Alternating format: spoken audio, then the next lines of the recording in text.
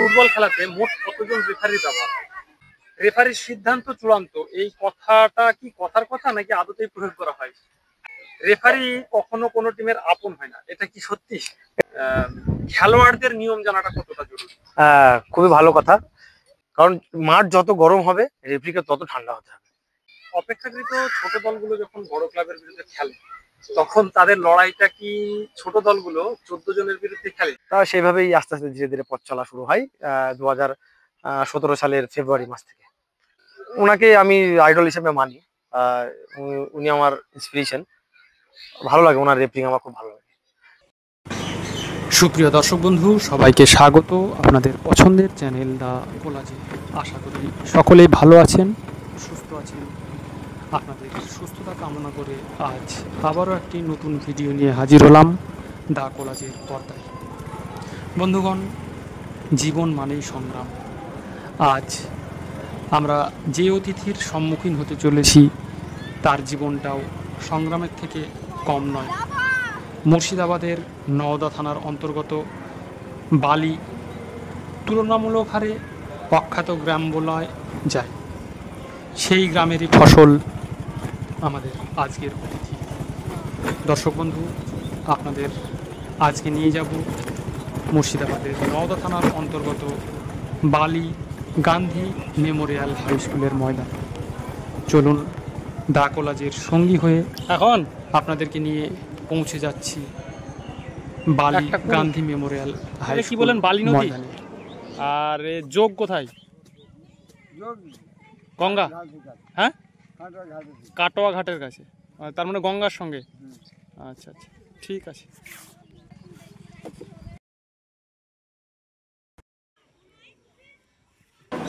এই হলো বালি গান্ধী মেমোরিয়াল হাই স্কুলের মাঠ।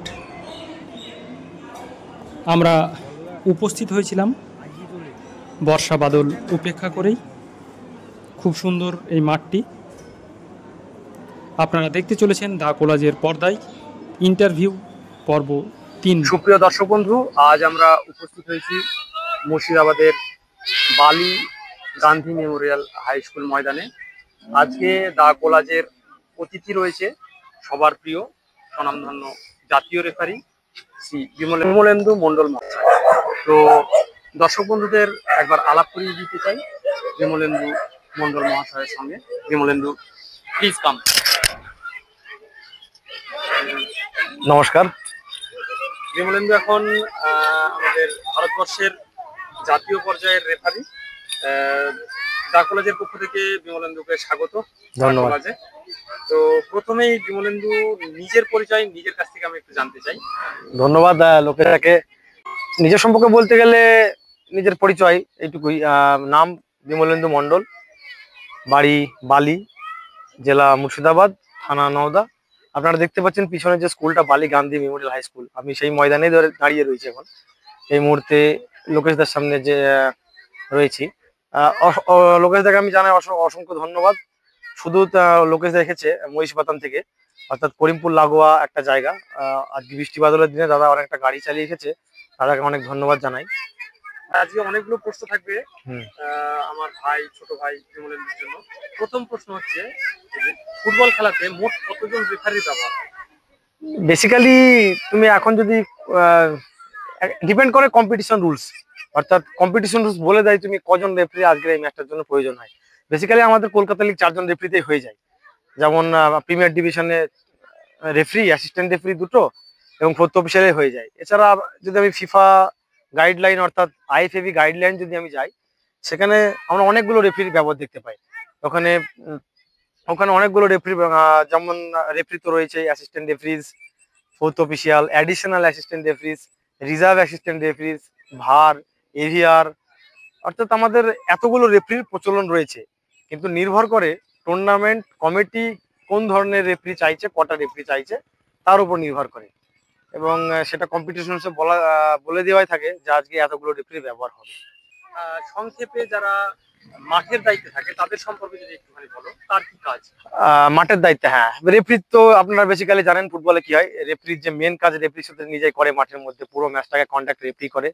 অ্যাসিস্ট্যান্ট রেফারিজ ডিউটি পালন করে ফোর্থ অফিসিয়াল তার ডিউটি পালন করে, রিজার্ভ অ্যাসিস্ট্যান্ট রেফারি তারও কিছু ডিউটি থাকে। যখন রিজার্ভ অ্যাসিস্ট্যান্ট রেফারি যখন এই চারজনের মধ্যে যখন কেউ ইনজুরি হয়, অর্থাৎ তখন বেসিক্যালি ফোর্থ অফিসিয়াল তাকে রিপ্লেস করে। ওই ফোর্থ অফিসিয়ালকে রিপ্লেস করার জন্য রিজার্ভ অ্যাসিস্ট্যান্ট রেফারি থাকে, অর্থাৎ রিজার্ভ অ্যাসিস্ট্যান্ট রেফারি তখন তাকে রিপ্লেস করে।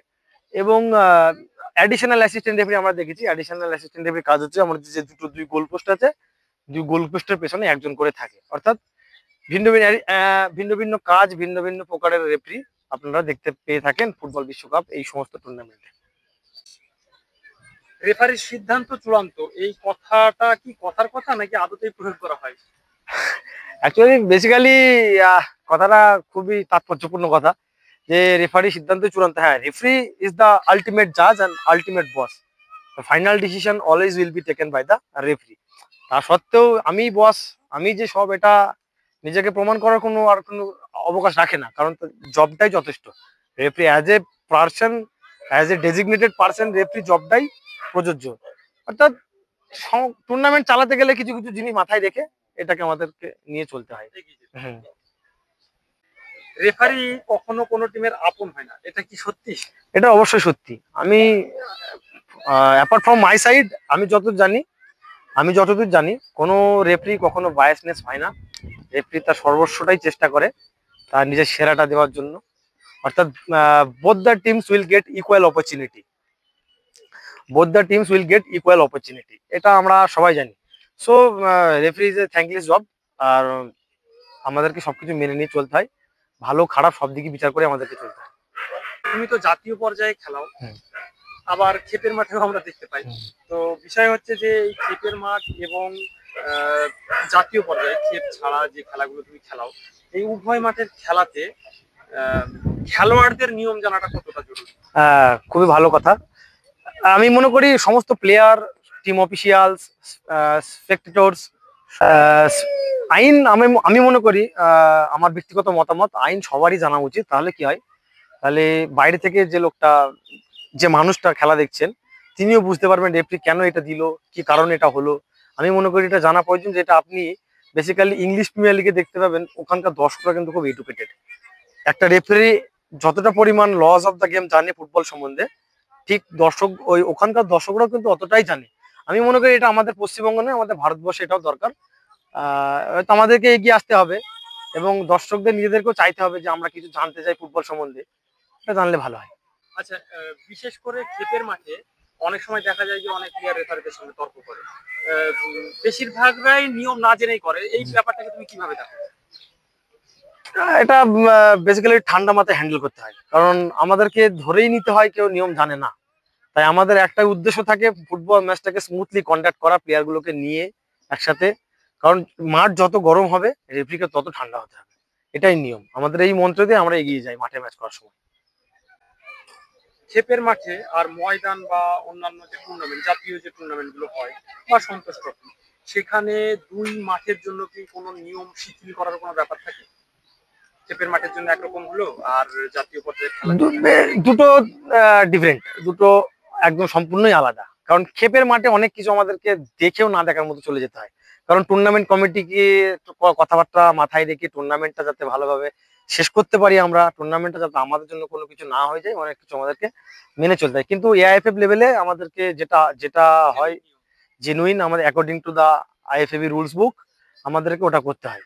এটা আমাদেরকে ক্ষেপের মাঠ আর অফিসিয়াল মাঠ আমরা এক করি না, এই জন্য একটু আলাদা আলাদা জায়গাতেই সীমাবদ্ধ থাকে। আচ্ছা, অপেক্ষাকৃত ছোট দলগুলো যখন বড় ক্লাবের বিরুদ্ধে খেলে, তখন তাদের লড়াইটা কি ছোট দলগুলো 14 জনের বিরুদ্ধে খেলে?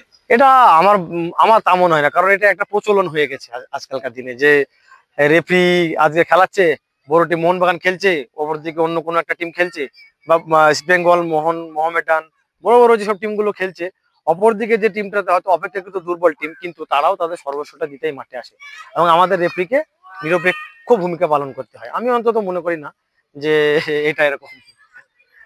অনেক সময় দেখতে পাই যে হয়তো যে বড় দল কোনো পেনাল্টি পেলো, সেই ক্ষেত্রে ছোট দলকে সেই পেনাল্টি থেকে বঞ্চিত করা হয়, এরকম ঘটনাও আমরা দেখতে পাই। I don't think so. কেউ বেসিক্যালি জেনে শুনে এটা হয়তো করে না। পেনাল্টি, দেখুন, referee is a very tough job. Within fraction of second you have to give your decision. Penalty no penalty এটা আজ ইমেটেরিয়াল। রেফারি মনে হচ্ছে রেফারি পেনাল্টি দিয়েছে, রেফারি মনে হয়নি রেফারি পেনাল্টি দেয়নি। এবার এক্ষেত্রে কোনো টিমের ভাবাবেগে যদি আঘাত লাগে সেটা রেফারির হাতে থাকে না, আমার অন্তত তাই মনে হয়। আচ্ছা, এই যে ক্ষেপের মাঠ বা মানে অফিসিয়াল আনঅফিসিয়ালি যে খেলাগুলো হয়, এরকম কোনো প্লেয়ারের কথা এই মুহূর্তে মনে পড়ছে যে সত্যি ভীষণ ভদ্র এবং নিয়ম জানে, এরকম কোনো প্লেয়ারের? আহ অনেকে আছে, অনেক যারা ভালো ক্ষেপ খেলে বেড়ায়, সত্যি দারুণ খেলে, নিয়ম জানে। বেশ কয়েকজন ফুটবলার আমরা খেলিয়েছি, তারা অবশ্যই নিয়ম জানে। Basic laws of the game যেটা, সেটা অনেকেই বোঝে। পার্টিকুলারলি নাম তো অনেকেই জানে, অনেকেই চিনি, তারা বোঝে। ভালো ভালো প্লেয়ার যারা ক্ষেপের মাঠে আপনিও দেখেছেন, হয়তো দেখতে পাবেন বা দেখছেন। তা আছে, অনেকেই আছে তারা নিয়ম মানে আইন সম্বন্ধে ওয়াকিবহাল। রেফারির প্রফেশনে কেন? এটা একটা অ্যাক্সিডেন্টালি বলতে পারেন। পড়াশোনা সূত্রে কল্যাণী গিয়েছিলাম 2016 সালে। ওখান থেকে কল্যাণীতে কাঁঠালতলা বলে একটা মাঠ আছে, ওখানে খেলা দেখতে গেছিলাম। তা আমারই বাড়ির কাছে আমার সিনিয়র দাদা অনিমেষ বিশ্বাস, প্রাক্তন জাতীয় রেফারি, উনি ম্যাচ পরিচালনা করছিলেন। তখন ওনাকে টিভিতে দেখেছি। এবার যখন ধারাভাষ্য দিচ্ছিলেন ওনার সম্বন্ধে, তখন সেসব কথাবার্তাগুলো আমার মনে একটু দাগ কাটে। একজন রেফারি পরিচালনা করছে পুরো ব্যাপারটাকে, 22টা প্লেয়ারকে নিয়ে খেলছে। This is not an easy job, but instead of he is doing his job. তো সেই জায়গা থেকে দাঁড়িয়ে নিজেকে মনে হয়েছে আমিও যদি রেফারিংতে কিছু কন্ট্রিবিউট করতে পারতাম। তা সেইভাবেই আস্তে আস্তে ধীরে ধীরে পথ চলা শুরু হয় 2017 সালের ফেব্রুয়ারি মাস থেকে কলকাতা রেফারি অ্যাসোসিয়েশনের মাধ্যমে। প্রাক্তন বা রানিং যে সমস্ত রেফারিরা রয়েছে ভারতবর্ষে, তোমার বিচারে সেরা রেফারি আছে এরকম কেউ রয়েছে? প্রাঞ্জল ব্যানার্জি, আমরা দেখেছি প্রাঞ্জল ব্যানার্জি। আমি যখন ছোট ছিলাম, যখন ফুটবল দেখতাম, আইএসএল যখন শুরু হয়, তখন প্রাঞ্জল ব্যানার্জিকে আমরা দেখেছি অনেক ভালো ভালো ম্যাচ পরিচালনা করতে। ইভেন 2016 সালে বেস্ট রেফারি অ্যাওয়ার্ডও উনি পেয়েছিলেন এআইএফএফ থেকে। তা ওনাকে আমি আইডল হিসেবে মানি। উনি আমার ইন্সপিরেশন, ভালো লাগে ওনার রেফারিং, আমার খুব ভালো লাগে। এবং অ্যাসিস্ট্যান্ট রেফারি আমরা দেখেছি, অনেক ভালো ভালো অ্যাসিস্ট্যান্ট রেফারি বর্তমানে রয়েছে। আমাদের কলকাতাতে 3 জন ফিফা অ্যাসিস্ট্যান্ট রেফারি রয়েছে। অসিত সরকার সদ্য রিটায়ারমেন্ট করে নিয়েছেন। Samar Pal AFC elite assistant referee, উজ্জ্বল হালদার, সৌরভ সরকার বর্তমানে এনারা রয়েছে। এছাড়া রেফারি বলতে গেলে আরো একজন রেফারি রয়েছে, উনি হচ্ছেন প্রতীক মন্ডল। হ্যাঁ, উনিও খুব ভালো খেলান। ওনার পার্সোনালি এই মুহূর্তে বর্তমান জায়গায় দাঁড়িয়ে আমি মনে করি is the best one. Pratik Mondal is the best one right now. হ্যাঁ, ভারতবর্ষ আমি মনে করি, এটা আমার ব্যক্তিগত মতামত। অনেকের ভিন্ন মত থাকতেই পারে এই নিয়ে, কারণ সবাই সবার পছন্দের হয় না। তবে right now Pratik Mondal is the best one of AIFF. আচ্ছা বিমলেন্দু, আমি চাই যে আমার এই চ্যানেলের থ্রু দিয়ে যারা দেখবে আর কি এই ভিডিওটা, তারা অন্তত খেলার নিয়ম কানুন সম্পর্কে অল্প বিস্তর জানুক। আমি তোমার কাছ থেকে অফসাইড সম্পর্কে খুব সংক্ষেপে জানতে চাই। হ্যাঁ, অফসাইড এইটা নিয়ে অনেকে থাকে, মানে দ্বিমত থাকে। কখন আমরা অফসাইডটা ধরছি, কখন আমরা ধরছি না। আমরা ক্ষেপের মাঠে কি দেখি, প্লেয়ার যদি একা বল ধরছে কোনো একটা জোনে গিয়ে, সবাই হই হুল্লোড় করে উঠে পড়ে অফসাইড বলে, কিন্তু আদতে তা নয়। আদতে বলটা যখন রিলিজ করছে, মানে যখন রিলিজ করছে তখন থেকে তার যে অফসাইড পজিশনে যে প্লেয়ারটা, অপোনেন্ট প্লেয়ার কোন জায়গায় আছে সেটা ম্যাটার করে। আমরা অনেকেই দেখি বলও ফাঁকায় ধরছে মানে না অফসাইড। এটা এইরকম ধারণা আমাদের একটা ভুল সম্পূর্ণ। আমাদেরকে এটা মাথায় দিয়ে রাখতে হবে যে at the time of releasing যে প্লেয়ারটা বলটা নিচ্ছে, অর্থাৎ অ্যাটাকার যেখান থেকে বলটা রিসিভ করছে, তখন তার বিফোর রিলিজিং তার পজিশনটা কোথায় ছিল, এইটা ম্যাটার করে। এবং আরো অনেক নিয়ম আছে। কোনো আপনি দেখা যাচ্ছে অফসাইড পজিশনে রয়েছেন, আপনার টিমমেট বল গোলে শট নিয়েছে, গোলমুখী শট নিয়েছে, গোলকিপার সেভ করেছে, বা ক্রসবার বা গোল পোস্টে রিবাউন্ড হয়ে ফিরে এসছে, সেই যে আগে থেকে অফসাইড পজিশনে প্লেয়ারটা ছিল সে যদি খেলে তখন কিন্তু অফসাইড হবে। অর্থাৎ গেনিং অ্যান অ্যাডভান্টেজ, অর্থাৎ একটা অ্যাডভান্টেজ গেইন করছে তিনি, being in an offside position previously, এরকম একটা ব্যাপার। আরো রয়েছে interfering with opponent, interfering with play. অর্থাৎ আমি অফসাইডে আছি, বল খেললো, এটা আপনারাও জানেন, আমি অফসাইডে আছি, বল খেললো, আমি বলটা খেললাম, এটা হচ্ছে ইন্টারফেয়ারিং উইথ প্লে। আমি অফসাইডে আছি, অপোনেন্টের সঙ্গে আমি ইন্টারফেয়ার করতে গেলাম বল খেলার জন্য, সেটাও একটা অপোনেন্টের সঙ্গে ইন্টারফেয়ার। এইগুলোই বেসিক্যালি। এবং corner kick, goal kick, throw in, এখান থেকে কোনো অফসাইড হয় না। এটাই জানা ছিল যে মানে অফসাইড কোথায় কোথায় হয় না, হ্যাঁ। এই তিনটে জায়গায় আর একটা হয় সেটা যেমন আমি নিজের অর্ধে রয়েছি, নিজের অর্ধে। হ্যাঁ নিজের অর্থে থাকার হ্যাঁ কথা। হ্যাঁ হুম, একদম। আর সংক্ষেপে যদি একটুখানি ডিরেক্ট ফ্রি কিক আর ইনডিরেক্ট ফ্রি কিক সম্পর্কে। হ্যাঁ, free kick, indirect free kick laws of the game law number 12 এর আন্ডারে আছে। ডাইরেক্ট ফ্রি কিক অর্থাৎ সমস্ত জিনিসগুলো সরাসরি, ডাইরেক্ট ফ্রি কিক হচ্ছে সমস্ত জিনিসগুলো সরাসরি। ইনডাইরেক্ট হচ্ছে অর্থাৎ ডাইরেক্ট ফ্রি কিক থেকে আপনি গোল করতে পারেন, কোনো কারো টাচ লাগে না, আপনি ডাইরেক্ট ফ্রি কিক নিচ্ছেন, অর্থাৎ কোনো একটা ফাউল হলো যেটা ডাইরেক্ট ফ্রি কিক অফেন্স, আপনি সেই ফাউল থেকে বল গোলমুখী শট নিচ্ছেন, যদি বল গোলে ঢোকে তাহলে গোল। কিন্তু ইনডাইরেক্ট ফ্রি কিক এমনই একটা ফ্রি কিক, এখান থেকে আপনি ডাইরেক্ট গোল করতে পারবেন না, অর্থাৎ দুটো মানুষের টাচ লাগবে, কমপক্ষে দুটো মানুষের টাচ লাগবে। আচ্ছা, সেটা কি নিজের টিমমেট নাকি অপোনেন্টের হলেও? এনিওয়ান, অর্থাৎ আমি মারলাম, অপোনেন্টের গায়ে লাগলো বা অপোনেন্টের হাতে লাগলো, বল গোলে ঢুকে গেলো, গোল। কিন্তু আমি মারলাম সরাসরি ইনডাইরেক্ট ফ্রি কিকে গোল হয়ে গেল, তখন কিন্তু গোল হবে না, কারণ ইনডাইরেক্ট ফ্রি কিকে সরাসরি গোল হয় না। যদি আমি অপোনেন্টের গোলে সরাসরি গোল হয়ে যায় তাহলে গোল কিক দিয়ে শুরু করব, এবং ইনডাইরেক্ট ফ্রি কিক থেকে নিজের গোলে গোল হয়ে যায় তাহলে আমরা কর্নার কিক দিয়ে শুরু করব। আচ্ছা, আর সরাসরি লাল কার্ড কোথায়? সরাসরি লাল কার্ড যেমন অফেন্সিভ কিছু, অর্থাৎ গোলমুখী কোনো একটা বল, একটা গোল প্লেয়ার বল গোল করতে যাচ্ছে, সে সময় যদি 1:1 সিচুয়েশনে ফাউল হয় আউটসাইড দ্য পেনাল্টি এরিয়া, তাহলে সেই ক্ষেত্রে আমরা ডাইরেক্ট রেড কার্ড দিই। ডাইরেক্ট রেড কার্ড আর free kick. Direct free kick, হ্যাঁ direct free kick. Direct free kick এবং আমরা ডাইরেক্ট রেড কার্ড দিই। এবার যদি ইনসাইড দ্য পেনাল্টি এরিয়াতে সেম সিচুয়েশন হয়, উনি ডিফেন্ডার বল খেলার চেষ্টা করেছে, অর্থাৎ attempting to play the ball, তাহলে সেক্ষেত্রে আমরা ডাইরেক্ট রেড কার্ড দিই না। কেন? ওইটা তখন অফেন্সটা একটু ছোট হয়ে যাচ্ছে, কারণ পেনাল্টিও দিচ্ছি, রেড কার্ড দিচ্ছি, দুটো এক হয় না। পেনাল্টি দিচ্ছি প্লাস আমরা তখন হলুদ কার্ড দিচ্ছি। আরও রেড কার্ড হয়, আমি কোনো প্লেয়ার যদি কাউকে থুতু দেয়, দর্শককে হোক, অপোনেন্ট প্লেয়ারকে হোক, বা নিজের সতীর্থকে হোক, বা রেফরিকে হোক, তাহলে সেক্ষেত্রে আমরা ডাইরেক্ট রেড কার্ড দিই। অসম্মানজনক কথাবার্তা বললে সেখানে আমরা রেড কার্ড দিই। একই ম্যাচে দুবার যদি ইয়েলো কার্ড হয় সেক্ষেত্রে আমরা রেড কার্ড দিই। আর হ্যান্ডবল, অর্থাৎ বল গোলে ঢুকছে, goal almost ball entering to the goal, ball is entering to the goal, defender handles the ball, অর্থাৎ কোনো defender deliberately handles the ball, ইচ্ছা করে বলটা হাত দিয়ে সরিয়ে দিল, তাহলে আমরা সেক্ষেত্রে এই বছরের আইএসএল খেলায় একটা জিনিস নিয়ে বিতর্ক হয়েছিল যে হ্যান্ড টু বল আর বল টু হ্যান্ড, এইটা একটু যদি জানাবো। এরকম হ্যান্ড টু বল, এটা যে normal concept, hand to ball, ball to hand, আমরা এটা বেসিক্যালি লস অফ দ্য গেমের ভাষায় আমরা বলি, হাত যদি আনন্যাচারাল থাকে, আনন্যাচারাল অবস্থায় যদি হাত থাকে, this is natural, unnatural this is unnatural, this is unnatural, this is unnatural, এরকম থাকলে অর্থাৎ সেই ক্ষেত্রে আমরা হ্যান্ডবল দিয়ে থাকি। হাতে লাগা মানে, হাতে বল লাগা মানে হ্যান্ডবল নয়, অর্থাৎ at the time of touching the hand with the ball আমার হাতটা কোন পজিশনে আছে সেটা দেখতে হবে, অর্থাৎ জাস্টিফাইবল পজিশন আছে কিনা।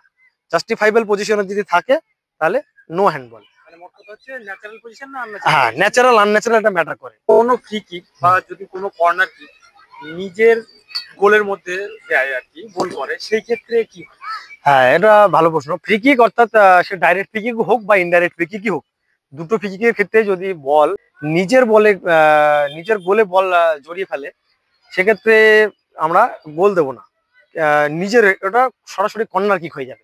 অর্থাৎ ডাইরেক্ট ফ্রি কিক থেকে যদি আমি বল আমার নিজের গোলে মারি এবং সেটা যদি কারোর টাচ ছাড়া ঢুকে যায়, তাহলে সেটা আমরা কর্নার কিক দিয়ে দেবো। এবং অপোনেন্ট টিমে যদি ডাইরেক্ট ফ্রি কিক থেকে গোল করি, সরাসরি আমরা গোল দিয়ে দিচ্ছি। অপোনেন্ট টিমের গোলে যদি আমরা সরাসরি ইনডাইরেক্ট ফ্রি কিক থেকে গোল করি, তাহলে খেলাটি গোল কিক দিয়ে শুরু হবে। এবং আমরা সবাই জানি ইনডাইরেক্ট ফ্রি কিকে দুটো টাচ লাগে মিনিমাম, অর্থাৎ মিনিমাম দুটো টাচ যদি ইনডাইরেক্ট ফ্রি কিকে থাকে তাহলে আর ওই কোনো প্রশ্ন আসছে না, তাহলে আমরা যেটা হবে সেটাই, গোল হলে গোল দিচ্ছি।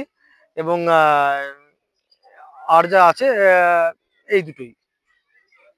আমরা দেখি যে একজন ফুটবলারকে মাঠে পারফর্ম করার জন্য ভীষণভাবে ফিজিক্যালি ফিট থাকতে হয়। রেফারিদেরও কি এরকম ফিট থাকতে হয়? আমার মনে হয় একটা ফুটবল প্লেয়ারের থেকে রেফারিকে আরো বেশি ফিট থাকতে হয়, কারণ a referee ran more than a player.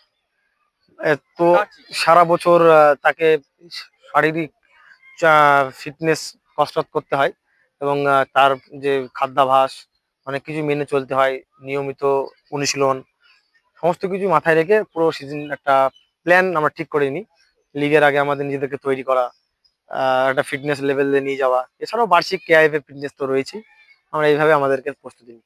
রেফারিদের আমরা যেমন দেখি যে কোচ বিভিন্ন রকমের হয়, লাইসেন্স হয়, বি সি বি এ এরকম বা এ প্রো এরকম লাইসেন্স হয়। হ্যাঁ রেফারিদেরও কি এরকম লেভেল বা ক্যাটাগরির কোনো ভাগ রয়েছে? হ্যাঁ, রেফারিদের এরকমই রয়েছে, সেম আপনি যেরকম বলছেন। আমাদের এখন হয়েছে লেভেল 8 থেকে শুরু হয়, যখন নতুন রেফারি যাবে শিখতে, ট্রেনি রেফারি লেভেল 8, তারপরে 7, তারপরে 6, অর্থাৎ এই তিনটে লেভেল স্টেট লেভেল। অর্থাৎ স্টেট লেভেলে তিনটে রিপ্রেজেন্ট করতে হয়। লেভেল 5 হচ্ছে ন্যাশনাল রেফারি, অর্থাৎ ন্যাশনাল রেফারি হতে হলে আপনাকে লেভেল 5 পৌঁছতে হবে। তার আগে ওই তিনটে লেভেল আপনাকে পার করতে হবে। তারপরে লেভেল 5 এর পর 4 রয়েছে, 3 আছে, 3 আই লিগের জন্য, 2 আইএসএল এর জন্য, এবং 1 হচ্ছে ফিফা রেফারিদের জন্য। এটাই হচ্ছে আমাদের লেভেল রেফারিদের। আচ্ছা, রেফারি প্রফেশনে আসা তার মানে নাই নাই করে প্রায় 8-9 বছর হয়ে গেল। হ্যাঁ, তো এই 8-9 বছরে এমন কোনো সুন্দর ঘটনা রেফারি করতে গিয়ে মনে পড়ে? সুন্দর ঘটনা বলতে অনেক ভালো ভালো জিনিসের সম্মুখীন হয়েছি। মোর দ্যান 70% ইন্ডিয়ার জায়গা ঘুরে ফেলেছি। ধন্যবাদ এআইএফএফ কে, এবং ধন্যবাদ আইএফএ এবং সিআরএ কেও এরকম একটা প্ল্যাটফর্ম দেওয়ার জন্য। আমি মনে করি রেফারিং প্রফেশনটা খুব টাফ অ্যান্ড চ্যালেঞ্জিং প্রফেশন। ভালো পরিবেশ বলতে অনেক নামি দামি প্লেয়ারের সম্মুখীন হয়েছি। আপনারা জানেন সুনীল ছেত্রীকে দেখেছি, কাছা থেকে দেখেছি, এবং আইএম বিজয়ন আপনারা জানেন, ব্ল্যাক হরিণ অর্থাৎ যাকে বলা হয়। আমরা আইএম বিজয়নকে দেখেছি। বাইচুং ভুটিয়া একটা এক্সিবিশন ম্যাচ খেলছিল, প্রদর্শনী ম্যাচ। সেই ম্যাচে আমি রেফারিং করেছি। বাইচুং ভুটিয়ার মতো প্লেয়ারকে আমি খেলিয়েছি, এটা আমার গর্ববোধ হয়। কন্ট্রোল করেছে। হ্যাঁ, গর্ববোধ হয় নিজের। আরো তো আছে, রহিম নবী থেকে আরম্ভ করে মেহতাব হোসেন, অনেক নামি দামি তারকারা, কলকাতার যারা তারকা এবং ভারতীয় দলের প্রাক্তন তারকা, ওদের ম্যাচ আমি পরিচালনা করেছি, এবং যেটা আমার খুব নিজেকে আনন্দিত করে তুলেছে। এই ছোট ছোট মুহূর্তগুলোই তো পাওনা। আচ্ছা, এরকম ঘটনা এইগুলো তো গেল ভালো দিক, কোনো কালো দিক, কোনো অপ্রীতিকর ঘটনা? অপ্রীতিকর ঘটনা ঘটেছে, এটা বলবো না যে ঘটেনি। কল্যাণী পাশেই গয়েশপুর মাঠে কলকাতা লিগের first division match, Howrah union versus messrs ক্লাবের। ওই ম্যাচে আমি সহকারী রেফারির দায়িত্বে ছিলাম। তা টিমের প্লেয়ারদের সঙ্গে আমার একটু ভুল বোঝাবুঝি, যেখান থেকে ঝামেলা, প্রচন্ড বৃষ্টি হচ্ছিল ওই দিন মাঠে। তা আমাকে প্রচন্ড পরিমাণে হ্যাকেল করেছিল হাওড়া ইউনিয়ন। তা ওগুলো পাও না, মাঠেই জিনিস মাঠেই থাকে, ওগুলো পাও না, ওগুলো শেখা ওগুলো থেকে। তা ওগুলো থেকে শিখতে চাই। আশা করি ভবিষ্যতের জন্য এরকম দিন কখনো না আসে। আমরা দেখেছি যে এই খেলাধুলার সঙ্গে বিভিন্ন রকম খেলাধুলা, ক্রিকেট, ফুটবল, অনেক খেলা চলাকালীন অপ্রীতিকর ঘটনা ঘটে। তো এই যে সমস্ত আঞ্চলিক যে টুর্নামেন্ট গুলো হয়, সেখানে অ্যাম্বুলেন্সের কোনো ব্যবস্থা থাকে না। এই বিষয়ে তোমার মত? আমি মনে করি যখন আপনারা যে সমস্ত টুর্নামেন্ট কমিটি আছে, আপনারা যখন প্রচুর টাকা খরচা করে টুর্নামেন্ট চালাতে পারছেন, আমি মনে করি আপনারা একটা অ্যাম্বুলেন্সও রাখতে পারেন। কারণ আমরা অতীতে দেখেছি অনেক প্লেয়ারকে অ্যাম্বুলেন্স না থাকার কারণে অকালে আমাদেরকে ছেড়ে চলে যেতে হয়েছে। দেবজ্যোতি ঘোষ আপনারা জানেন নিশ্চয়ই, একটা উদীয়মান তারকা, ঠিক আজ থেকে 3 বছর আগে আমরা যাকে হারিয়েছি। আজকে যদি একটা অ্যাম্বুলেন্স থাকতো মাঠে, তাহলে হয়তো আমরা তাকে হারাতাম না। অ্যাম্বুলেন্সটা না থাকার কারণেই ছেলেটাকে আমরা হারিয়েছি। আমি বলবো প্রত্যেকটা টুর্নামেন্ট কমিটিকে আপনাদের সাধ্যের মধ্যে অ্যাম্বুলেন্স রাখার চেষ্টা করুন মাঠে। খেলার মধ্যে মিসবিহেভ করলে, গালাগালি দিলে বা থুতু দিলে রেড কার্ড হয়, এইটুকু আমরা জানতে পারলাম। খেলা শেষ হবার পর যদি এগুলো হয়? হ্যাঁ, খেলা যতক্ষণ না রেফারি মাঠ ছাড়ছে ততক্ষণ পর্যন্ত খেলা শেষ হওয়ার পরেও ভিডিওতে সেম অফেন্সের জন্য একই জিনিস প্রযোজ্য হতে পারে, না হওয়া কিছু নেই। অর্থাৎ রেফারি একবার যদি মাঠ ছেড়ে চলে যায় তখন আর সেগুলো প্রযোজ্য হচ্ছে না। রেফারি যদি খেলা শেষ হওয়ার পরবর্তী অবস্থায় মাঠে থেকে থাকেন, তাহলে যেগুলো বিস্তারিত বললাম সেক্ষেত্রে এগুলো হতে পারে, কোনো মানে না হওয়া কিছু নেই। ড্রপ বল একটা রিস্টার্ট মেথড। যখন রেফারি খেলা থামাচ্ছে কোনো একটা কারণে, হয়তো কোনো একটা প্লেয়ার ইনজুরি হয়ে পড়েছে, খেলাটা থামালো, সেক্ষেত্রে ড্রপ বল রেফারি দেয়। এবং তারপরে ড্রপ বল আর রেফারি এই কারণেও দেয়, অর্থাৎ বলটা রেফারি গায়ে লাগলো, রেফারি গায়ে লাগাতে বলটা যে টিমের পজিশনে ছিল পজিশনটা চেঞ্জ হয়ে গেল, অন্য টিম পেয়ে গেল, সেক্ষেত্রে ড্রপ বল হচ্ছে। রেফারির গায়ে লেগে বল গোলে ঢুকে গেল, সেক্ষেত্রেও ড্রপ বল হবে। তো এগুলো একটা all this are rules of drop ball. আমরা সাধারণত দেখি যে দুটো হাতে খেলা হয়, দুটো অর্ধে খেলা হয়, এবং প্রথম অর্ধে শেষ হলে ড্রেসিং রুমে যায়, আবার দ্বিতীয় অর্ধ শুরু হয়। হুম। এই দুবার আর একদম শেষ বাসি হওয়া পর্যন্ত খেলা চলে। হুম। এই দুইয়ের মাঝে কি কখনো খেলা বন্ধ করা যায়, বা গেলে কি কারণ থাকে? খেলা বন্ধ করা, দেখুন বেসিক্যালি যখন টুর্নামেন্ট শুরু হয়, টুর্নামেন্টে বলাই থাকে বেসিক্যালি আমরা 90 মিনিটসের ম্যাচ খেলি, 45 মিনিটস ফর ইচ হাফ।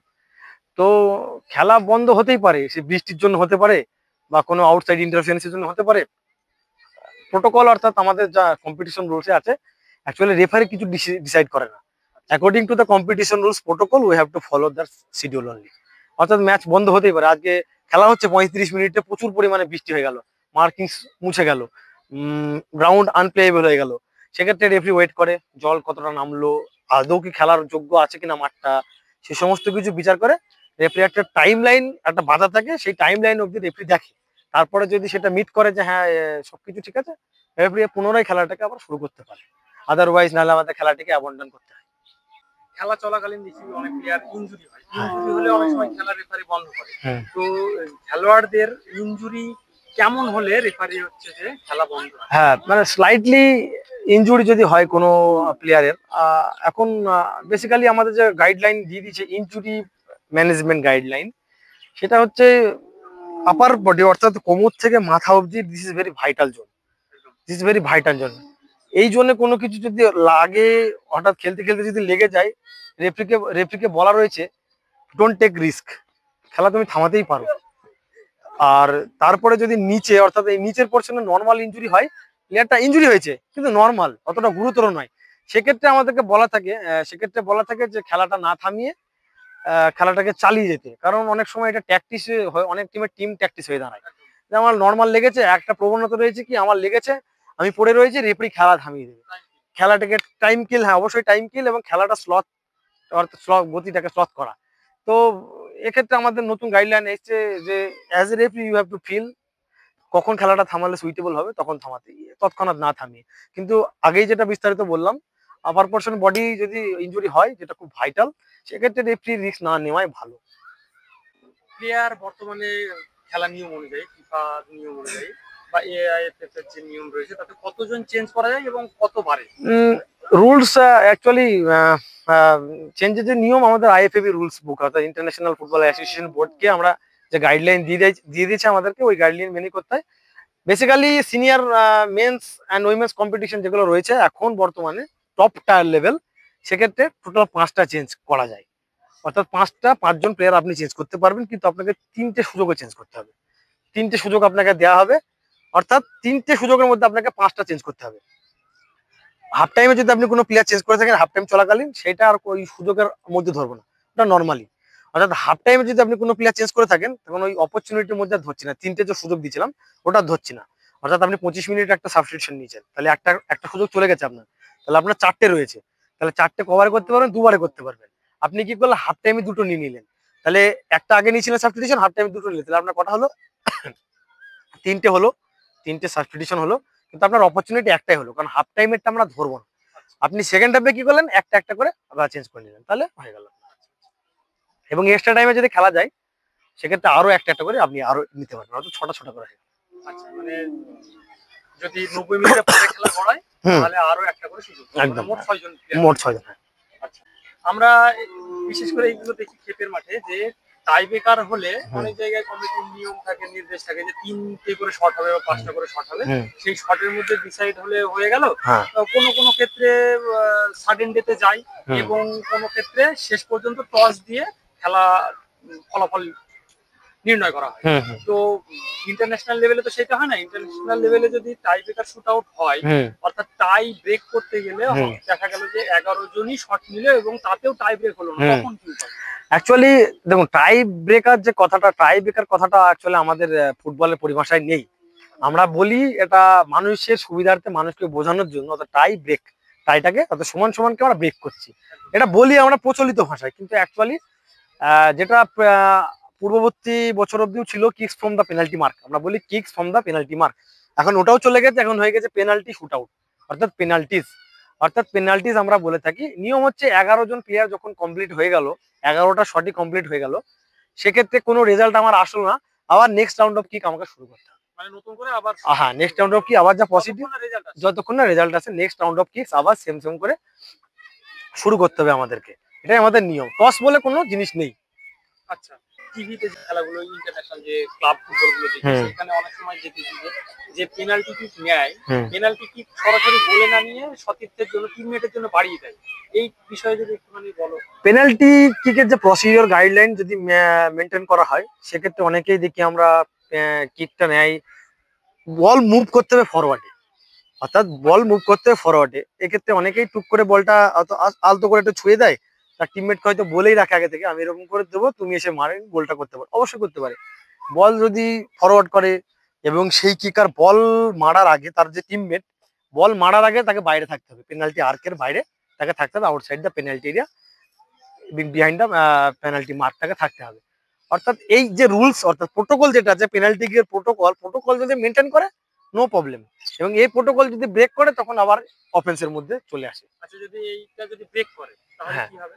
এটা ব্রেক করে অর্থাৎ হ্যাঁ হ্যাঁ, না বলি, যখন টিমমেট যিনি ছিলেন তিনি হয়তো ওনার ওই বল ছোঁয়ার আগেই তিনি ঢুকে পড়েছে, সেক্ষেত্রে আমরা ইনডাইরেক্ট ফ্রি কিক দিয়ে খেলাটা শুরু করবো, ইনডাইরেক্ট ফ্রি কিক দিয়ে খেলাটা আমরা শুরু করবো, এটাই আমাদের রুলস।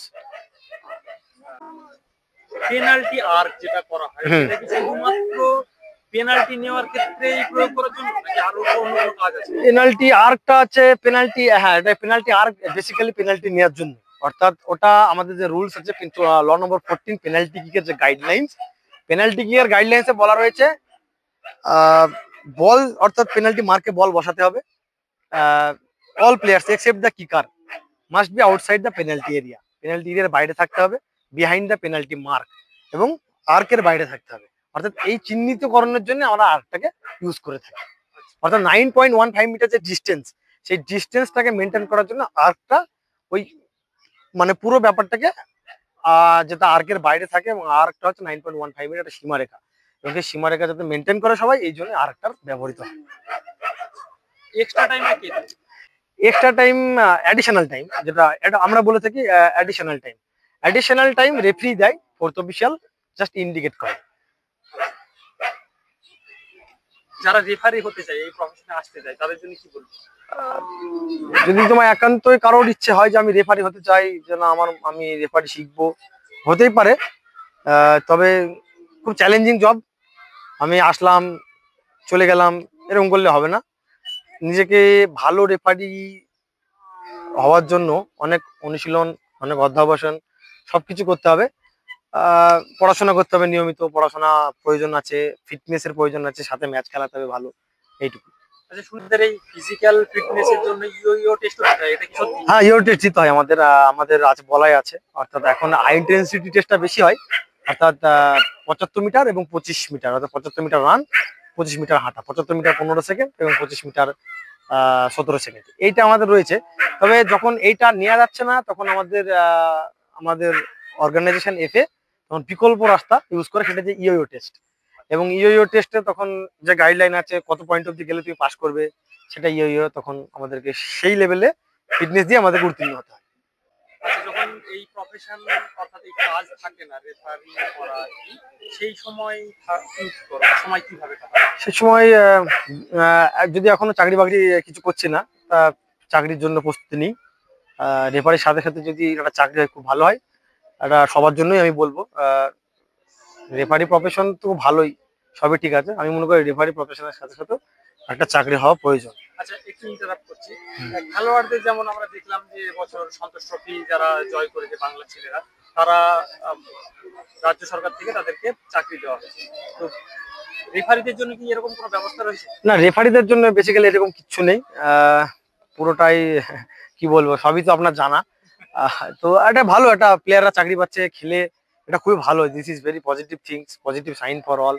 ওনাদের দেখে আরো ছেলেরা খেলতে আসবে, উদ্বুদ্ধ হবে। আমি মনে করি রেফারিদেরও কোনো না কোনো একটা ভালো একটা কাজের, কমেন্ডেবল কাজের একটা ব্যবস্থা করা উচিত, কারণ একটা রেফারিও সমান এফোর্ট দিয়েই মাঠে কিন্তু খেলায়, এবং সে তার রাজ্যকে রিপ্রেজেন্ট করে। আমিও সন্তোষ ট্রফি ফাইনাল ফেজ খেলিয়ে এসেছি, আমার মতো আরো অনেক আগে খেলিয়েছে বা ভবিষ্যতেও খেলাবে, তারাও রিপ্রেজেন্ট করছে রাজ্যকে, কিন্তু সেক্ষেত্রে তাদেরকে সেই সঠিক জায়গাটা আমার মনে হয় দেওয়া হয় না। এটা একটু যদি কেউ ভেবে দেখতো, কোনো বডি বা কোনো অর্গানাইজেশন, তাহলে ভালোই হয় আমার মনে হয়। যারা উঠতি খেলোয়াড় বা স্পোর্টস পারসন, তাদের জন্য তুমি কি কিছু বলতে চাও?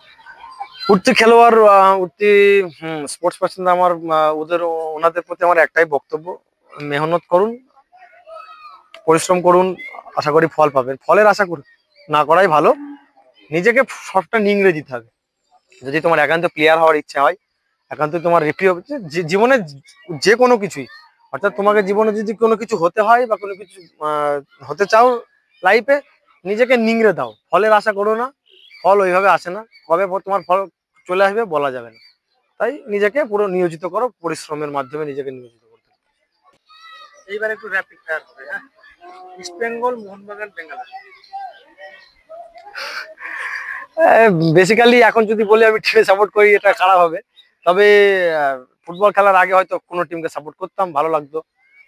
তবে বেসিক্যালি ইস্ট বেঙ্গল, মোহনবাগান, মোহামেডান যাই বলুন, বাংলার টিম যখন অন্য টিমের সাথে খেলা হয়, দুটো টিমকেই সাপোর্ট করি, তিনটে টিমকে আমরা সাপোর্ট করি। এবং ডায়মন্ড হারবার এফসিও এসছে নতুন টিম, আমরা সাপোর্ট করি। আমরা যখন বাইরের টিমের সাথে খেলা হয় তখন আমরা আমাদের টিমকে সাপোর্ট অবশ্যই করি, কিন্তু পার্টিকুলারলি যখন নিজেদের মধ্যে খেলা হয় তখন এটা আর বলা খুব কঠিন। কারণ যে প্রফেশনে চলে গেছি, মন বলতে চাইলেও মানে বলতে চাইছি না, তার জন্য ক্ষমা চাই নিচ্ছি। তবে চাই আমাদের বাংলার প্রত্যেক টিমেরই ভালো।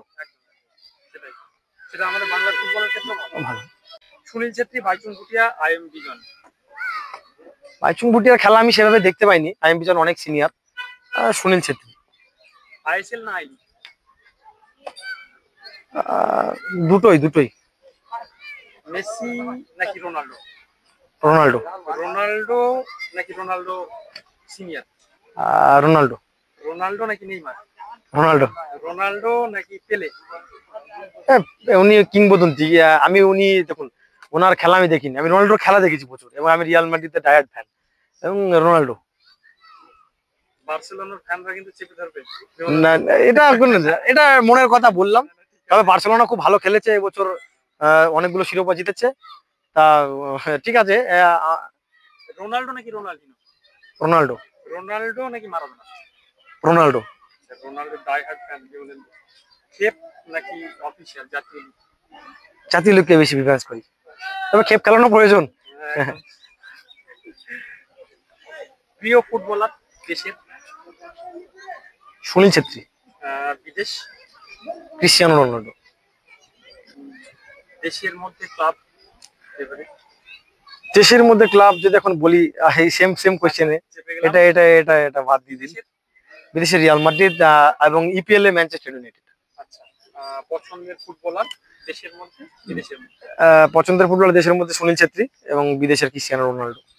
প্রিয় অভিনেতা? সিনেমা দেখা হয়? সিনেমা, হ্যাঁ দেখি সিনেমা। এখন ভালো অভিনয় করছে বাঙালি প্রিয় অভিনেতা আমি যতদূর দেখেছি, আমার মনে হয় প্রসেনজিৎ চট্টোপাধ্যায়, বোমবাদা। বোমবাদা। আর অভিনেত্রী? প্রিয় অভিনেত্রী আমি আমার জ্ঞানে ভারতবর্ষে ভারতবর্ষে প্রিয় অভিনেত্রী কি বলবো এখন, অনেকেই ভালো। প্রিয়াঙ্কা চোপড়া। ফুটবল ছাড়া আর অন্য কোনো খেলা? ফুটবল খেলা ক্রিকেটটা ভালোবাসি, ক্রিকেটটা ভালো লাগে খেলতে, ক্রিকেটটা ভালোবাসি। তোমাদের মাঠটাও খুব ভালো। হ্যাঁ। রেফারির আইডল তো প্রাঞ্জল ব্যানার্জি। প্রাঞ্জল ব্যানার্জি আইডল। বা কোচ এরকম কেউ রয়েছে? গুরু স্যারের নাম করতে চাও? গুরু কোচ যার তত্ত্বাবধানে আমি প্রথম শুরু করি, তিনি প্রদীপ কুমার নাগ, প্রাক্তন ফিফা রেফারি ইনস্ট্রাক্টর। এবং উনি আমাদের 2017 সালে যখন আমি স্টার্ট করি কলকাতাতে রেফারিং, তখন উনি আমাদের গ্রিন প্রজেক্ট যে ব্যাচ হয় সেই ব্যাচের কনভেনার ছিলেন তিনি। উনি কোচ গুরু। বিমলেন্দুর এখনো বিয়ে হয়নি, বিমলেন্দু আনম্যারিড, তো লাভ ম্যারেজ না অ্যারেঞ্জ ম্যারেজ? অ্যারেঞ্জই ঠিক আছে। তোমার কি মনে হয় যে খেলোয়াড়দের বা রেফারিদেরও হেলথ ইন্স্যুরেন্সের প্রয়োজন আছে? আমি মনে করি অবশ্যই দরকার, কারণ একটা রেফারি যতটা পরিশ্রম করে একটা প্লেয়ার থেকে আমার মনে হয় বেশি পরিশ্রম করে। সেই তুলনায় হেলথ ইন্স্যুরেন্স যদি থাকে বা ব্যবস্থা হতো তাহলে খুব ভালোই হতো। দেশের বাইরে অর্থাৎ আন্তর্জাতিক ক্ষেত্রে কোনো রেফারি আইডল আছে? আন্তর্জাতিক ক্ষেত্রে বলতে গেলে ক্লিমেন্ট তারপিন, ফ্রান্সের আমার ফেভারিট রেফারি। খুব ভালো, আমার খুব ভালো লাগে ওনার পার্সোনালিটি, খুব ভালো লাগে। এবং পিয়ের লুইগি কলিনা নাম তো নিশ্চয়ই। হ্যাঁ হ্যাঁ হ্যাঁ, উনি অবশ্যই ওনাকে দেখেছি, ওনার বডি ল্যাঙ্গুয়েজ, ওনার বিহেভিয়ার, অ্যাটিটিউড অ্যাট্রাক্টেবল, এবং প্লেয়াররা সবাই ওনাকে অ্যাকসেপ্ট করে। ভালো, উনি কিংবদন্তি রেফারি। একদম মানে ফিফার খুব সম্ভবত সবার আন্তর্জাতিক রেফারি। হ্যাঁ হ্যাঁ হুম। এই যুব সমাজের জন্য তুমি কিছু বার্তা দিতে চাও? যুব সমাজকে বলবো, যে যেটাই করুক, সে খেলাধুলা হোক, পড়াশোনা হোক, বা অন্যান্য কোনো সামাজিক কাজকর্মই হোক, সৎ এবং নিষ্ঠার সঙ্গে যেন নিজেকে নিয়োজিত করে, কোনো প্ররোচনায় পা না দিয়ে, অর্থাৎ কোনো বিতর্কে না জড়িয়ে নিজেকে যতটা উন্নতি করা যায় করুক, এই আশায় রাখবো। কারণ আমাদের ইয়াং জেনারেশন হচ্ছে মেন জেনারেশন। উঠতি প্রতিভা যদি আমরা না পাই, তাহলে হয়তো আমরা অনেক কিছু হারিয়ে ফেলি। সেটা সব ক্ষেত্রে, শিক্ষা ক্ষেত্রে হোক, কর্মক্ষেত্রে হোক, বা খেলাধুলার ক্ষেত্রেই হোক। অর্থাৎ আমাদের প্রয়োজন আমাদের যুব সমাজ জন্য নিজেদেরকে সৎভাবে কঠিন পরিশ্রমের মাধ্যমে নিজেদেরকে নিয়োজিত করে, এই আশায় রাখবো। অবসরকালীন কোনো চিন্তা ভাবনা? অবসর যদি এখন early হয়ে গেল। হ্যাঁ, এখন অনেক সময় আছে, তো এখন সেইভাবে কিছু ভেবে ওঠেনি। এখন রেফারিং আর পড়াশোনাটাই বেশি ফোকাস, এটা নিয়ে এখন এগোতে চাইছি। আচ্ছা, বিমলেন্দুর সর্বাঙ্গীন সাফল্য কামনা করছি এবং খুব শীঘ্রই বিমলেন্দুকে আমাদের জাতীয় আই লিগ এবং আইএসএল এ দেখতে পাবো, এই কামনা করি। ধন্যবাদ বিমলেন্দু। ধন্যবাদ।